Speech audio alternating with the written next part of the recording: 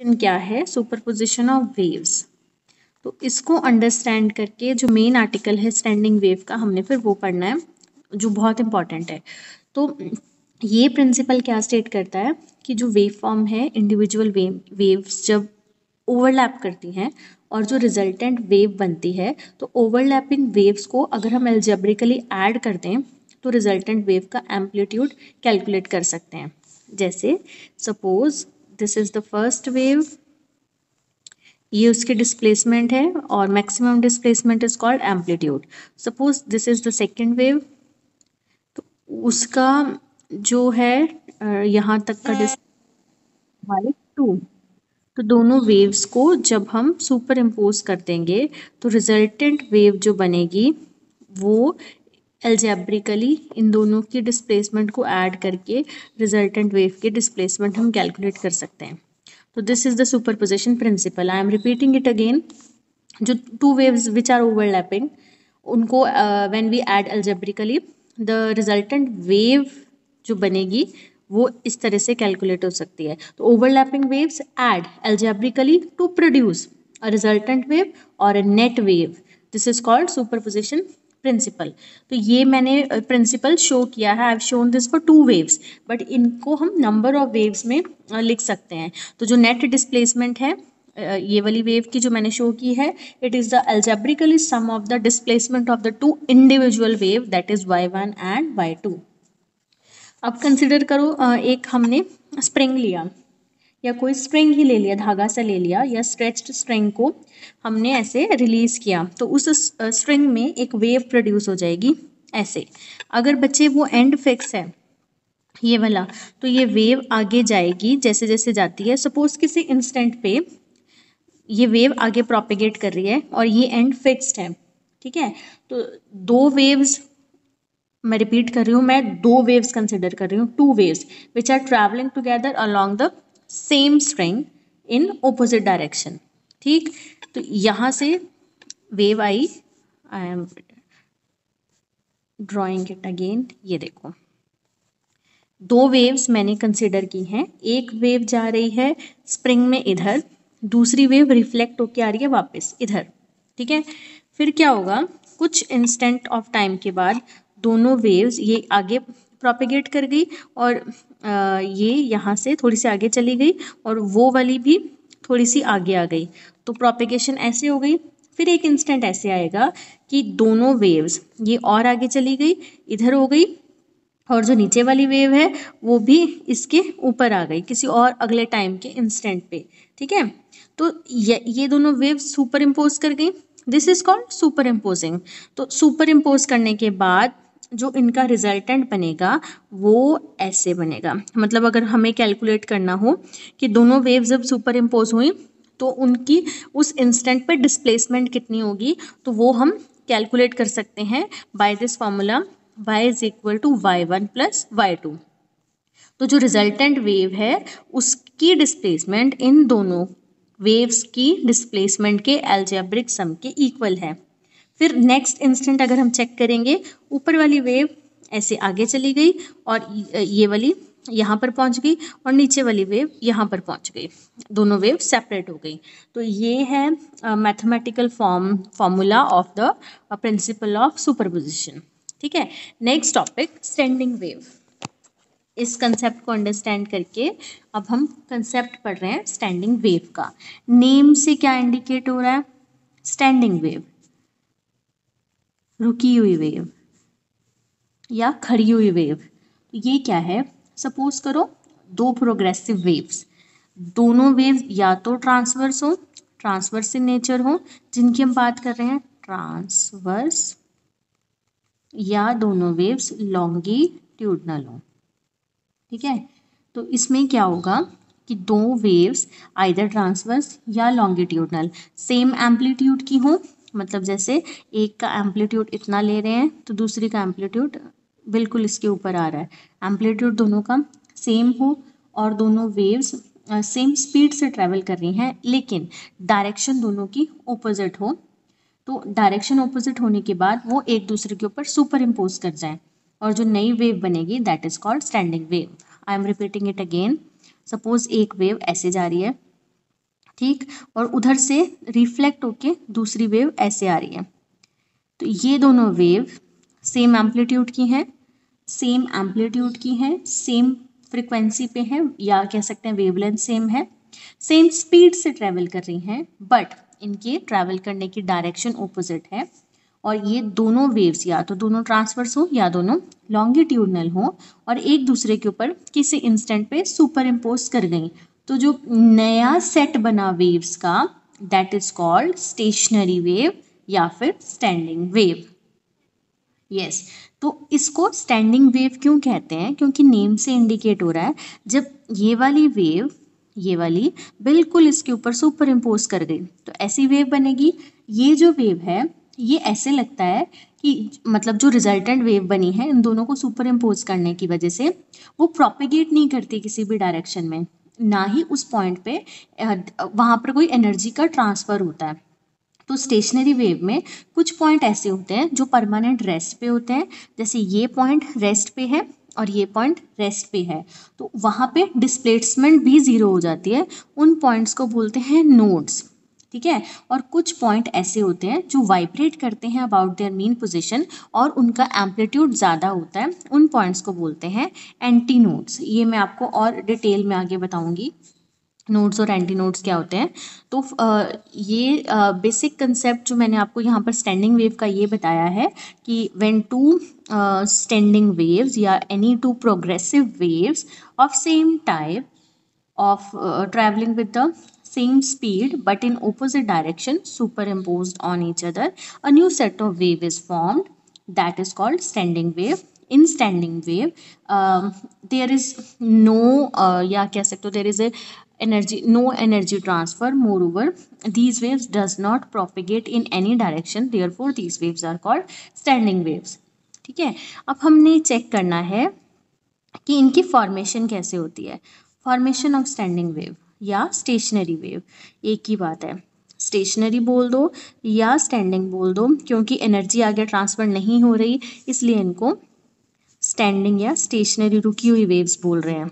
ना energy transfer होती है और ना ही जो रिजल्टेंट वेव बनती है सुपर इम्पोज होने से वो प्रोपेगेट नहीं करती आगे, दोनों वेव्स आगे सेपरेट हो गई हैं, तो इसलिए स्टेशनरी या स्टैंडिंग वेव। इनकी फॉर्मेशन चेक करते हैं by graphical method in a string. ये मैं आपको ग्राफिकली एक्सप्लेन कर रही हूँ बाय ग्राफ्स।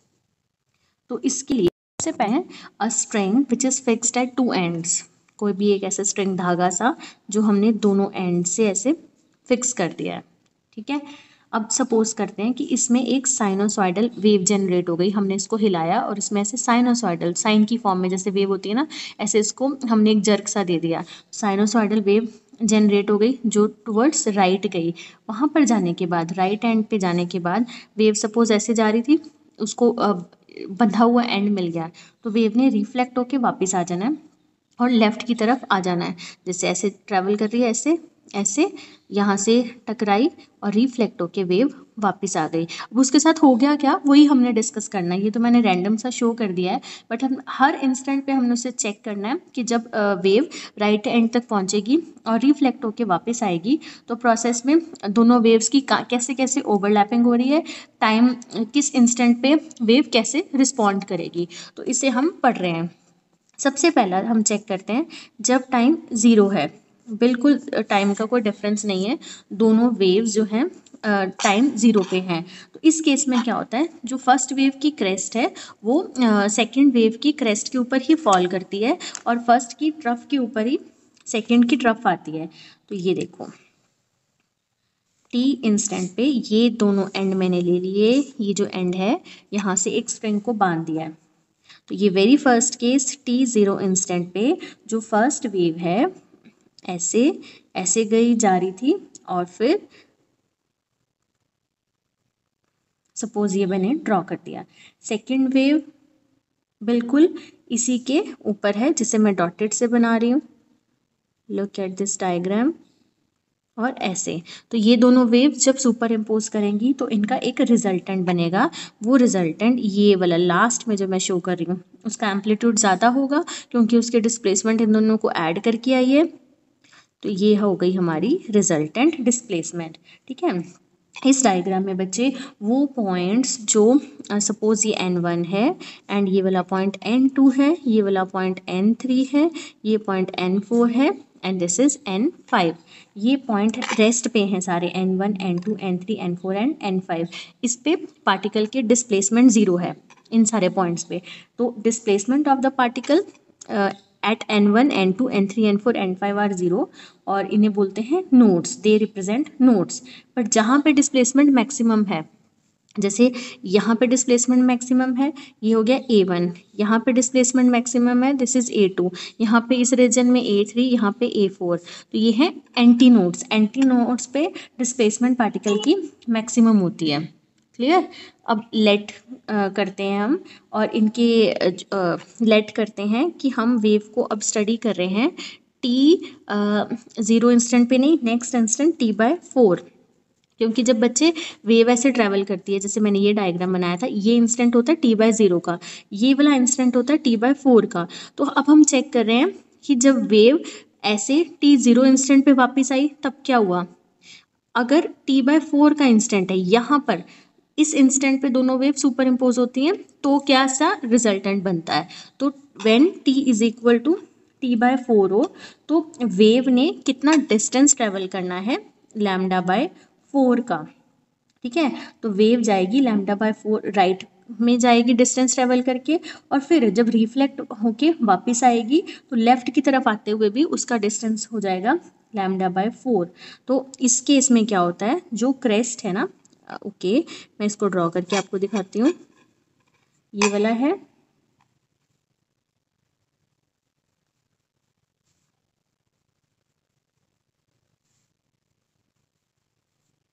इस केस में t/4 पे यहाँ पे बनती है ऐसे क्रेस्ट,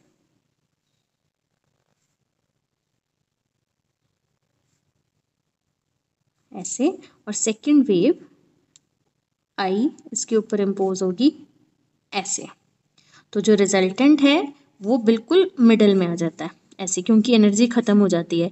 तो जब t/4 का इंस्टेंट है तो क्रेस्ट वन वेव की ट्रफ के ऊपर फॉल करती है दूसरी वेव की, और जहाँ पे एक वेव की दूसरी वेव की क्रेस्ट आई तो फर्स्ट वेव की ट्रफ आ गई। तो इस केस में क्या होता है, जो रिजल्टेंट डिस्प्लेसमेंट होती है वो ज़ीरो बन जाती है, और बिल्कुल हॉरिजॉन्टल लाइन जो मैंने ये है इस पे रिजल्टेंट वेव आ जाती है। तो उसका जो डिस्प्लेसमेंट है रिजल्टेंट वेव की, या कह सकते हैं कि सारे पार्टिकल मीडियम के वो यहाँ पर रिजल्टेंट में बिल्कुल हॉरिजॉन्टल लाइन के ऊपर आ गए हैं। क्लियर।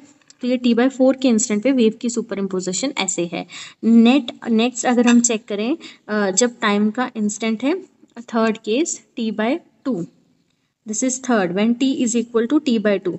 t/2 का टाइम कौन सा है, जब वेव यहाँ पर पहुँचती है t/2। फिर ये साइकिल आता है ऐसे, तो यहाँ पर होता है 3t/4, और लास्ट में बिल्कुल ये वाला जो एंड है यहाँ पे small t is equal to capital T, मतलब पूरा एक t का साइकिल है। तो अब हम डिस्कस करें t/2 के साइकिल पे, जब वेव सुपर इम्पोज होती हैं उस इंस्टेंट पे, जब टाइम t/2 है तो वेव्स की कैसी पोजीशन होती है। t/2 को हम ऐसे भी बोल सकते हैं 2t/4। फाइन। इस केस में क्या है, again this is the horizontal line. अब देखो t/4 पे ये मैंने बनाई फर्स्ट वेव,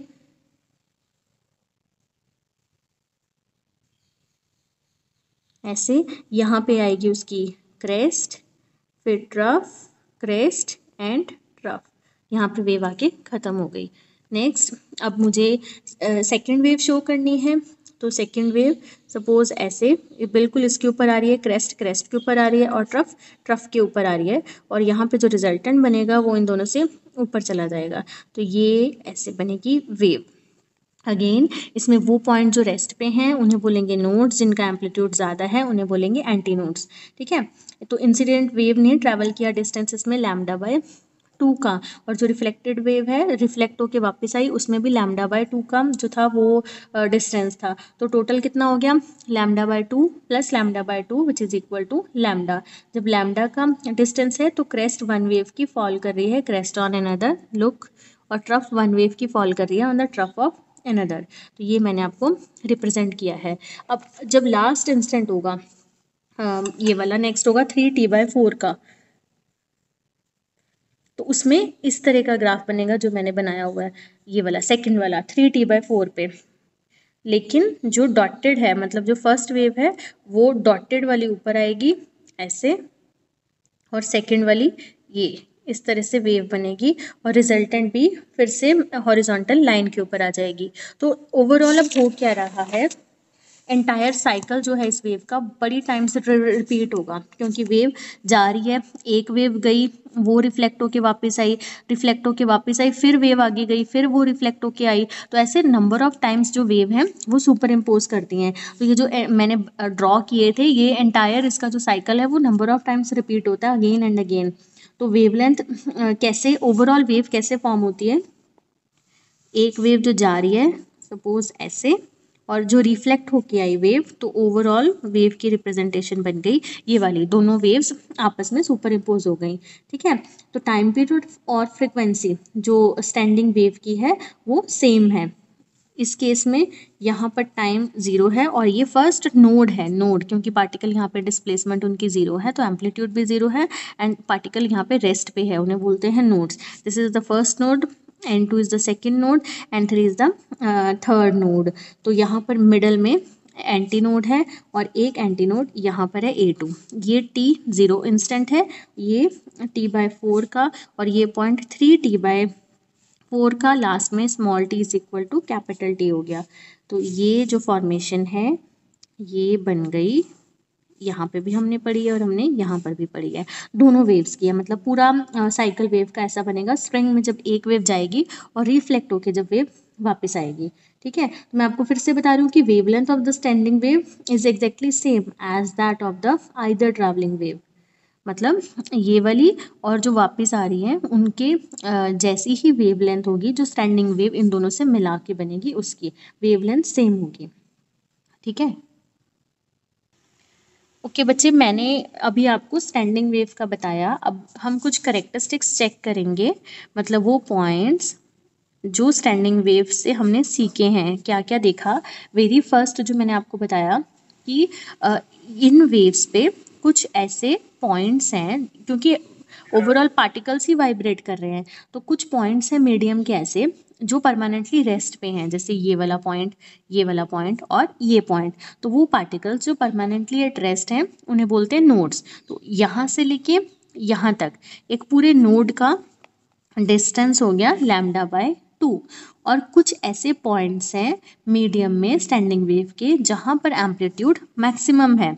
अगर एम्पलीट्यूड इज ज़ीरो, तो उन्हें बोलते हैं नोड्स, और जहाँ पे, और नोड्स पे सारे पार्टिकल आर एट रेस्ट। और कुछ पॉइंट ऐसे हैं जहाँ पे एम्पलीट्यूड इज मैक्सिमम, तो उन पॉइंट्स पे उनको बोलेंगे एंटी नोड्स, और उनका भी डिस्टेंस आपस में, दो कंसेक्यूटिव एंटी नोड्स का डिस्टेंस भी λ/2 है। ठीक है, तो एक नोड, पहला नोड ये वाला और पहला एंटी नोड, इनके बीच का डिस्टेंस फिर कितना हो गया λ/4, क्योंकि दो नोड्स का λ/2 है, दो एंटी नोड्स का λ/2 है। तो एक कंसेक्यूटिव मतलब पहला नोड और कह सकते हो एडजॉइनिंग जो एंटी नोड है उनके बीच का डिस्टेंस इज λ/4। क्लियर। नेक्स्ट इसमें क्या होता है बच्चे कि ऑनवर्ड जो मोशन है डिस्टर्बेंस का, वन पार्टिकल से एडजॉइनिंग पार्टिकल तक का, वो नहीं होता है। मैं रिपीट कर रही हूँ, करेक्टरिस्टिक्स एक नोड का बताया मैंने, एक एंटी नोड का बताया। नेक्स्ट पॉइंट कि यहाँ पे कोई ऑनवर्ड मोशन नहीं है, या कह सकते हैं जो डिस्टर्बेंस है जो एक पार्टिकल से एडजॉइनिंग पार्टिकल तक जाती है वो नहीं आगे जाएगी, उसका कोई आगे मोशन नहीं है डिस्टर्बेंस का, इसीलिए इसको स्टैंडिंग वेव बोल रहे हैं। और ये पॉइंट मैं आपको बार बार रिपीट कर रही हूँ। और इस स्टैंडिंग वेव में क्या होता है, मीडियम स्प्लिट कर जाता है नंबर ऑफ सेगमेंट्स में। जैसे कई बार यहाँ पर अभी आपको 2 सेगमेंट बने दिख रहे हैं, तो स्टैंडिंग वेव में पूरा मीडियम स्प्लिट अप कर जाता है इन नंबर ऑफ सेगमेंट, और हर एक सेगमेंट वाइब्रेट करता है ऊपर या नीचे एज अ होल। ऐसे यहाँ पर देखो नंबर ऑफ सेगमेंट इतने भी बन सकते हैं, 3 बनेंगे कि 4 बनेंगे, ये सारा हमने आगे पढ़ना है। इसमें कितने सेगमेंट हो गए 5। तो पूरा मीडियम स्टैंडिंग वेव के जो रीजन है जहाँ पे स्टैंडिंग वेव की फॉर्मेशन हो रही है वो ऐसे सेगमेंट्स में डिवाइड हो जाता है, और हर एक सेगमेंट अप होता है और डाउन होता है एज अ होल। क्लियर। फिर क्या होता है बच्चे कि एक वेव जब इंसिडेंट हो रही है और रिफ्लेक्ट होके वापस आएगी तो उसमें 180 डिग्री का फेज डिफरेंस होता है। तो all the particles in one particular segment vibrate in the same phase, but particle in two consecutive segment differ in phase by 180 degree. जैसे सपोज ये फर्स्ट था ऐसे वाला, तो ये सारे ऊपर हैं और इधर ऐसे नीचे हो गए पार्टिकल्स। पहले मैं रिपीट कर रही हूँ, पार्टिकल वाइब्रेट कर रहे हैं ना, तो एक एक सेगमेंट की अगर बात करूं, ये वाला सेगमेंट, तो सारे पार्टिकल सेम फेज से वाइब्रेट कर रहे हैं। बट अगर हम दो कंसेक्यूटिव सेगमेंट की बात करेंगे, फर्स्ट और ये सेकंड, तो दोनों सेगमेंट के जो पार्टिकल है वो 180 डिग्री के फेज से डिफर कर रहे हैं। ठीक है, ये आपको डायग्राम में बड़ी इजीली शो हो रहा है। और सारे पार्टिकल बच्चे सिंपल हार्मोनिक मोशन एग्जीक्यूट करते हैं with about their mean position and time period same होता है सारे पार्टिकल्स का। बट नोड्स वाले पार्टिकल तो रेस्ट पे हैं, तो वो सिंपल हार्मोनिक मोशन एग्जीक्यूट नहीं करते। तो मैं रिपीट कर रही हूँ, all the particles will execute simple harmonic motion except the particles at node। Particles node के तो रेस्ट पे हैं, तो वो सिंपल हार्मोनिक मोशन एग्जीक्यूट नहीं करते। क्लियर। और यहाँ तक कोई डाउट? ओके, नेक्स्ट करेक्टरिस्टिक्स है बच्चे कि बहुत ही बेसिक सा जो मैंने आपको पहले भी बताया है कि इसमें जो डिस्टर्बेंस है, स्टैंडिंग वेव की जब फॉर्मेशन होती है तो डिस्टर्बेंस कन्फाइन रहती है एक पर्टिकुलर रीजन में स्टार्टिंग पॉइंट से, और जब वेव रिफ्लेक्ट होके आ रही है, ठीक है, तो स्टैंडिंग वेव्स में amplitude of the component waves are not equal, but जो रिजल्टेंट एम्पलीट्यूड है नोट्स पे वो मिनिमम होगा।